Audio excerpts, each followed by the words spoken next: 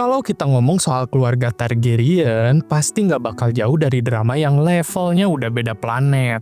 Tapi dari semua drama itu, ada satu momen yang sampai sekarang masih dibungkus misteri dan bikin banyak orang di Westeros merinding kalau namanya disebut. Tragedi di Summerhall. Kejadian yang jadi garis pemisah antara mimpi besar dan kehancuran yang nggak bisa dibendung. Dan semuanya bermula dengan ambisi terakhir Raja Aegon kelima, atau yang banyak orang kenal sebagai Egg, bocah yang pernah jadi squire-nya Ser Duncan the Tall. Tapi sebelum masuk ke Summerhall, kita mundur dulu sedikit ke tahun 258 After Conquest. Raja Aegon kelima lagi sibuk ngurus kerajaan, tapi di Essos muncul masalah baru. Ada 9 orang yang bisa dibilang kombinasi paling random dan paling berbahaya. Dari mulai outlaws, bajak laut, tentara bayaran, hingga Kapten Salesworth yang punya ambisi masing-masing.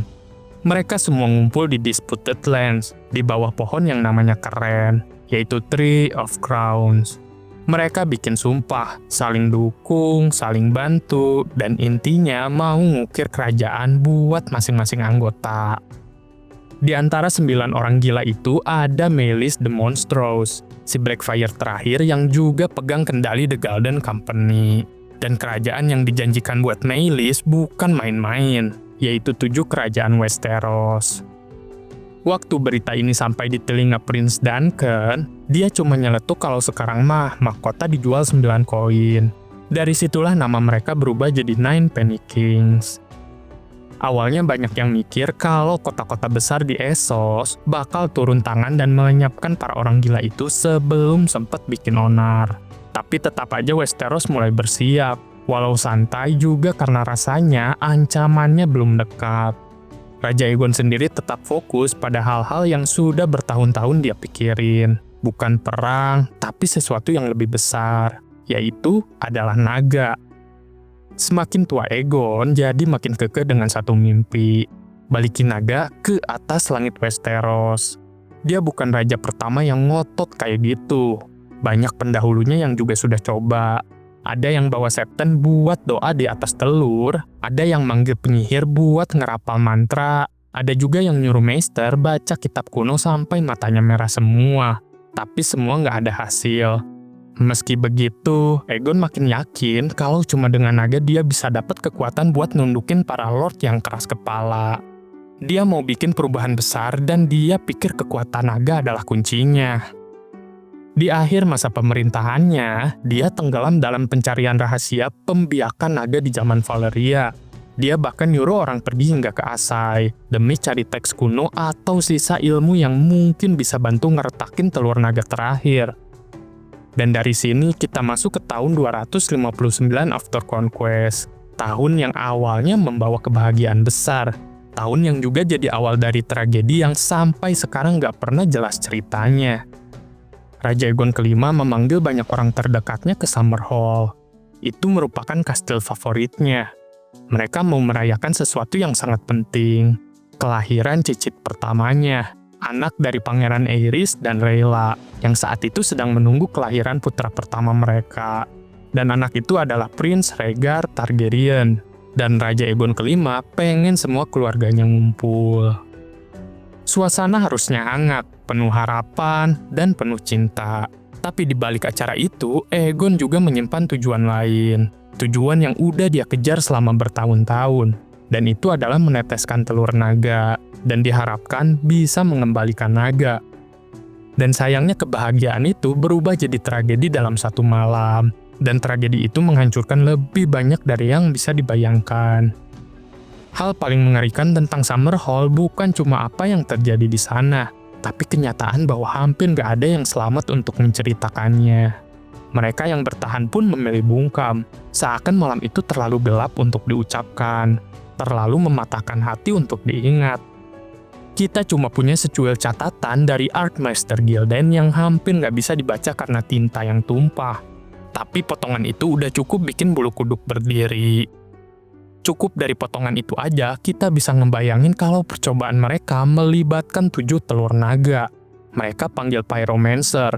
Ada peringatan dari Septon, tapi diabaikan. Wildfire pun ikut dilibatkan entah untuk apa. Dan api itu tumbuh liar, jadi menara api, terlalu panas sampai nggak bisa digambarkan dengan kata-kata. Dan seseorang mati, banyak orang mati, tapi ada seseorang yang bertindak gagah berani. Walau nama Lord Commander itu tidak lengkap di catatan itu, kita tahu siapa dia. Dan yang jelas, sosok Lord Commander itu adalah Sir Duncan de Toll, salah satu kesatria terbesar yang pernah hidup. Dan malam itu dia mati di Summerhall bersama dengan orang-orang yang paling ia cintai. Yang meninggal di Summerhall akibat tragedi itu adalah Raja Aegon kelima, Prince Duncan Targaryen, Sir Duncan de Toll, dan Maester Corso. 4 kematian yang berat, 4 manusia yang sebenarnya nggak layak mati dalam api yang seketika lepas kendali. Tapi tidak semuanya mati, ada beberapa yang masih hidup. Dan yang selamat adalah Princess Rhaella, bayi kecil yang baru lahir saat tragedi itu, yaitu Prince Rhaegar Targaryen, seorang penyihir hutan yang dekat dengan Jenny of Oldstone, walau kabarnya simpang siur. Sir Barristan Selmy bilang dia mati, tapi ada yang sangat mirip dengannya, si Ghost of Highheart, yang bilang dia pernah melahap duka di Summerhall. Ada juga yang kemungkinan hadir tapi tidak pasti namanya dicatat. Prince Jaehaerys, Saera, dan Prince Aerys yang mungkin ada di sana karena itu momen keluarga. Kalau mereka ada di sana, ya mereka selamat. Karena setelah tragedi itu, Jaehaerys naik tahta. Ketika seluruh tempat di istana Summerhall hangus, dunia pun ikut berubah. Raja Aegon kelima mati, Prince Duncan Targaryen mati, dan Sir Duncan de Toll pun juga mati. Jaehaerys harus bangkit di tengah duka dan langsung mempersiapkan perang besar melawan Nine Penny Kings. Bahkan belum sempat berduka, dia sudah harus bertindak sebagai raja.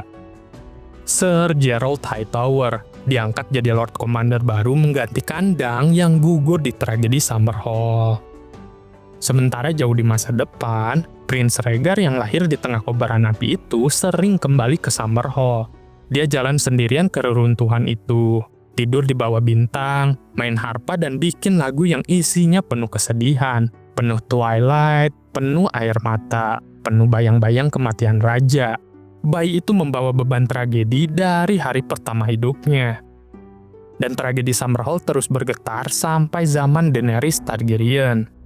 Alester Florent pernah bilang, kalau tidak ada kebaikan yang datang dari mimpi tentang naga. Arstan Whitebeard pernah cerita ke Dany kalau Rhaegar punya sifat melankolis, seakan dia selalu merasa bayangan Summerhall nempel di belakangnya. Bahkan Ghost of Highheart minta lagu tentang Jenny sambil nangis.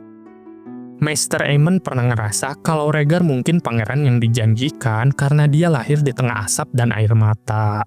Smoke and salt, api yang melahap Summerhall, dan air mata dari mereka yang mati. Dan bahkan di Meereen, Sir Barristan Selmy cuma bilang satu kata ketika Dany menanyakan nasib sang penyihir hutan. Summerhall, dengan nada seakan itu satu kata yang cukup menggambarkan rasa sakit semuanya. Pada akhirnya, tragedi itu menutup era Raja Aegon kelima dan membuka era Raja Jaehaerys kedua. Di tragedi itu juga Pangeran Rhaegar lahir ke dunia dan meninggalkan luka yang tidak pernah sembuh. Summerhall bukan cuma kastil yang terbakar, itu adalah mimpi yang gagal, harapan yang meledak jadi api, dan titik balik dalam sejarah keluarga Targaryen yang bikin semua keturunan mereka hidup dalam bayangan kesalahan besar. Begitulah kisah Summerhall. Gak lengkap, gak jelas, tapi justru karena itulah tragedi ini terasa lebih nyata. Kayak bara yang gak pernah padam, bahkan berabad-abad setelah apinya mati. Dan itulah penutup dari kisah petualangan Dang dan Egg di Westeros.